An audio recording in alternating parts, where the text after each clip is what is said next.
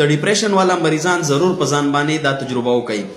آسان علاج د تخیمه بیا اخیره کې پهلا د تجربه خبره تکوما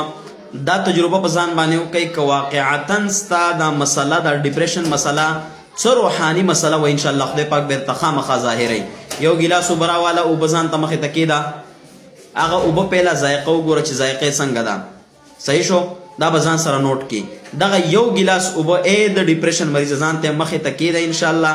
زړه دې بېچینه دی مزغو باندې دې هر ټیم بوج وي د دې لپاره د مزغو ګولۍ خوري. یاد ساته یو ګیلاس اوبه ستا د دغه معلومولو لپاره د مسلې معلومولو لپاره د خیمه دغه یو ګیلاس اوبه چې د مخې ته کېښودلې په دې باندې اووه پیرې آیت الکرسي ووایه. اووه پیرې آیت الکرسي دې وویله د هغې نه وروستو درې پیرې سورة الفلق قل اعوذ برب الفلق ووایه چې دغه دې وویله بیا درې پیرې پې قل اعوذ برب الناس ووایه.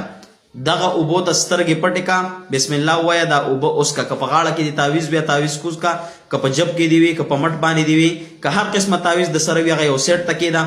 دغه اوبو نه بیا ګوټ وکا اوس کا لږې ډېرې ترې نه اوس کا که تا الټۍ وکړلې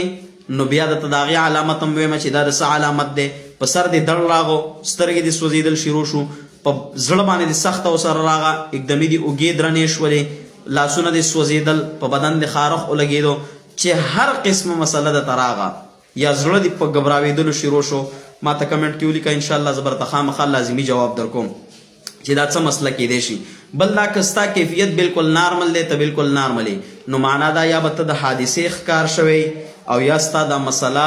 داسې مسله ده چې د ډاکټر طرف ته هم ته لږ ځان وښایه رجوع وکړه نو انشاءالله ستا امید دی خدای پاک د ډاکټر سره هم یو ممکنه علاج دی پیدا شي او که ډاکټري علاج دی ډېر وکړو نو راشه د قرآن طرف ته اگر که ستا روحاني مسله نه ده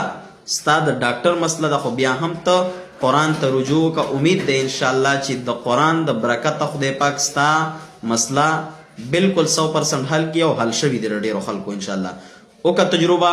بیا ما ته ریزلټ واوروه د هغه ریزلټ په باره کې به خامخا زه تا ته دوباره ویډیو جوړوم تا ته به علاج هم ښیم که بیا زما خوا ته راتلی شوې انشاءالله پته به هم درته پر روانه ویډیو کې ویم